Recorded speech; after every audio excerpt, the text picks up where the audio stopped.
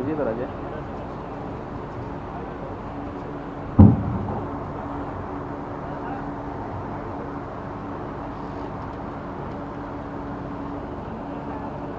मित्रों, प्रदेश के अंदर लगभग 15 से 20 जनपद वर्तमान में ऐसे हैं जो बाढ़ की विभीषिका से जूझ रहे हैं। उनमें से जनपद सिद्धार्थनगर भी है, जिसमें लगभग 200 गांव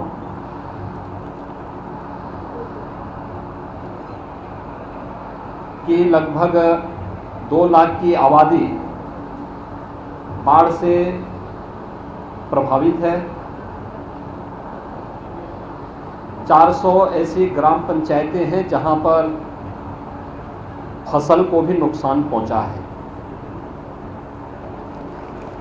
लगभग 2 लाख की आबादी के सभी पीड़ित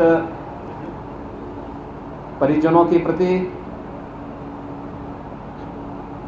राहत सामग्री की समीक्षा करने, राहत और बचाव कार्यों की समीक्षा करने और उनके प्रति अपनी संवेदना व्यक्त करने के लिए मैं आज सुबह से ही जनपद सिद्धार्थनगर के इटवा, सोहरतगढ़, डुमरियागंज, बांसी होते हुए अब नौगढ़ में आया हूं। मुख्य रूप से राप्ती, बूढ़ी राप्ती, बाणगंगा, कूड़ा आदि नदियों के कारण यहाँ पर बाढ़ आई है या जल भराव की भीषण समस्या खड़ी हुई है। विगत 15 दिनों से लगातार बारिश के कारण और नेपाल में भी भारी बारिश के कारण नेपाल से सटी हुई पूर्वी उत्तर प्रदेश के इन सभी जनपदों में बाढ़ की विभीषिका का सामना करना पड़ रहा है। माननीय जनप्रतिनिधियों के मार्गदर्शन में स्थानीय प्रशासन, जिला प्रशासन युद्ध स्तर पर बचाव और राहत कार्यों के लिए कार्य कर रहा है। हर पीड़ित परिवार को पर्याप्त मात्रा में खाद्यान्न मिल सके, हर प्रभावित गांव में नाव की व्यवस्था ग्राम पंचायत की ओर से या नगर निकाय की ओर से, एनडीआरएफ, एसडीआरएफ और पीएससी की फ्लड यूनिट को भी पर्याप्त मात्रा में हर एक जनपद में डिप्लॉय किया गया है। कंट्रोल रूम के माध्यम से एक एक गतिविधि पर नजर रखने के साथ साथ बाढ़ चौकियों के माध्यम से हर पीड़ित परिवार को समय से राहत पहुंचाने, बाढ़ से बचाव करने के सभी उपाय किए जा रहे हैं।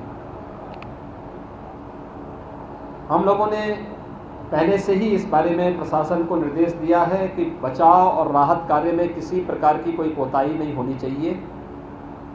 पर्याप्त मात्रा में धनराशि और संसाधन हर एक जिला को उपलब्ध कराए गए हैं।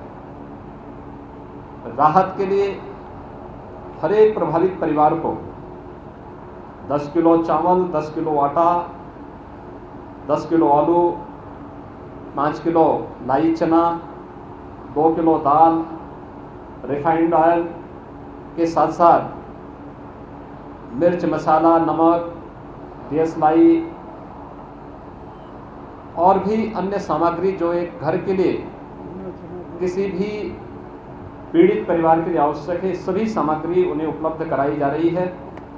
ये भी व्यवस्था दी गई है कि जहां पर किसी पीड़ित का मकान ध्वस्त हो जाए उसको तत्काल 95,000 रुपये उपलब्ध करवा दिए जाएं।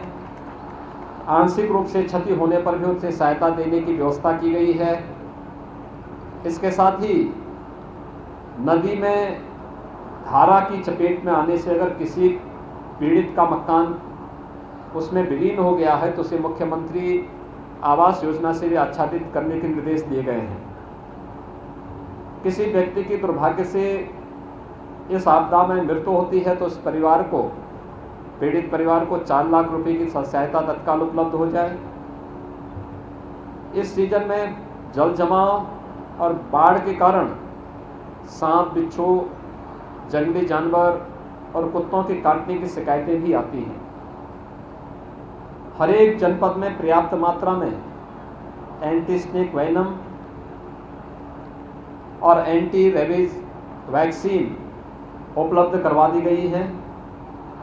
किसी को भी दूर न जाना पड़े, स्थानीय स्तर पर यह सुविधा हर एक पीड़ित परिवार को उपलब्ध हो सके, इसकी पूरी व्यवस्था की गई है।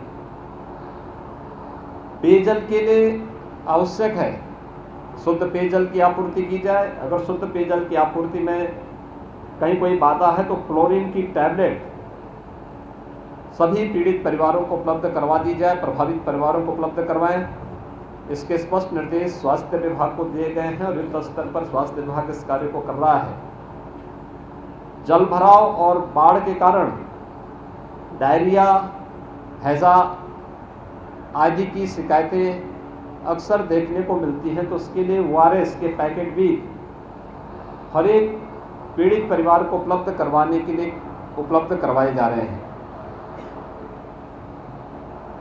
बाढ़ के कारण खड़ी फसल को भारी पैमाने पर नुकसान हुआ है। अकेले सिद्धार्थनगर जनपद में 400 गांवों के में खड़ी फसल किसानों की खराब हुई है या बाढ़ की चपेट में आई है। प्रशासन को स्पष्ट निर्देश दिए गए हैं कि तत्काल इसका सर्वे करवा लें और सर्वे करवाने के साथ इसके तत्काल बाद उन सभी परिवारों को जो भी आवश्यक मुआवजा है ये उपलब्ध करवा दिया जाए। पशुओं के लिए भी चारे की व्यवस्था, दवा की व्यवस्था और उनके लिए हर संभव सहायता करने की व्यवस्था का प्रावधान कर दिया गया है। प्रशासन को ये भी निर्देश दिया गया है कि किसी भी स्थिति में किसी को भी कोई भी पीड़ित अपने को उपेक्षित महसूस न करें। उन सब के प्रति संवेदनशील व्यवहार, संवेदनापूर्ण व्यवहार होना चाहिए और जनप्रतिनिधियों के साथ मिलकर के राहत और बचाव कार्य को युद्ध स्तर पर आगे बढ़ाने का कार्य किया जाए। जनपद में इस बार विगत कई दशकों के बाद इतना भारी पैमाने पर पानी आया है, यानी बरसात का पानी, बाढ़ का पानी इतने बड़े भारी पैमाने पर, क्योंकि हर नदी डेंजर लेवल से अपना काफ़ी ऊपर तक पहुंच चुकी थी।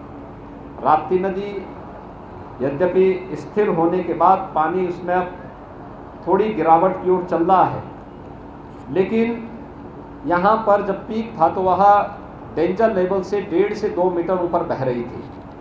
ये चीज़ें दिखाती हैं कि कहीं न कहीं बाढ़ पहले विगत वर्षों की तुलना में काफ़ी ज़्यादा है, लेकिन समय पर सरकार के द्वारा उठाए गए कदमों के कारण तटबंध की मरम्मत और उन पर बचाव के कार्य जो समय पे हो गए थे, ऐसी 11 परियोजनाओं को समय पे पूर्ण करने के कारण व्यापक पैमाने पे जन और धन की हानि को रोकने में मदद मिली। लेकिन अभी इसमें बहुत कुछ किया जाना है। इन्हीं सबको ध्यान में रख कर के प्रशासन के स्तर पर पूरी व्यवस्था की जा रही है।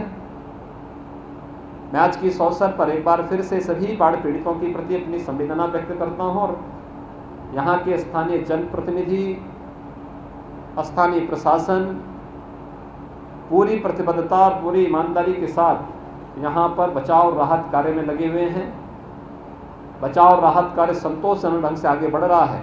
हर पीड़ित की पीड़ा के साथ हमें खड़ा होना है और उनको हर प्रकार का सहयोग मैं उन्हें आश्वस्त करता हूं कि सरकार उनकी पीड़ा के साथ उनके साथ खड़ी है। किसी भी प्रकार की असुविधा किसी भी पीड़ित को न होने पाए, सरकार इस मंशा के साथ कार्य कर रही है। भारत सरकार में लगातार आदरणीय प्रधानमंत्री जी भी बाढ़ जैसी इन आपदाओं से बचाव के लिए बराबर निगरानी कर रहे हैं, इसमें राहत सहायता देने में अपना योगदान दे रहे हैं। बाढ़ के बाद जो कार्य होने हैं वह है मुख्य रूप से किसी भी प्रकार की जल जनित और विषाणु जनित बीमारियों को बचाव के लिए 5 सितंबर से 12 सितंबर तक एक विशेष अभियान हर जनपद में प्रारंभ हो रहा है, जिसमें वरिष्ठ अधिकारियों को हर जनपद में इस कार्यक्रम की निगरानी के लिए भेजा गया है, जिसमें स्वास्थ्य विभाग, नगर विकास, ग्रामीण विकास और पंचायती राज, महिला और बाल विकास, ये सभी विभाग मिलकर के इस कार्यक्रम को आगे बढ़ाएंगे, जिसमें स्वच्छता, सैनिटाइजेशन, शुद्ध पेयजल छिड़काव और प्रत्येक परिवार की स्क्रीनिंग करते हुए उसे स्वास्थ्य की सुविधा उपलब्ध कराने, इंसेफ्लाइटिस, मलेरिया, डेंगू, कालाजार, चिकनगुनिया जैसी बीमारियों से बचाव करने के लिए, डायरिया, हैजा जैसी बीमारियों से बचाव करने के लिए बृहद अभियान प्रारंभ होने जा रहा है। मुझे विश्वास है कि सभी के सहयोग से न केवल बाढ़ में हर पीड़ित परिवार को राहत प्रदान करने, बल्कि इन सभी विषाणु जनित और जल जनित बीमारियों से बचाव करने में भी हम सब एक साथ मिलकर के इस लड़ाई को जीतने में सफल होंगे। बहुत बहुत धन्यवाद।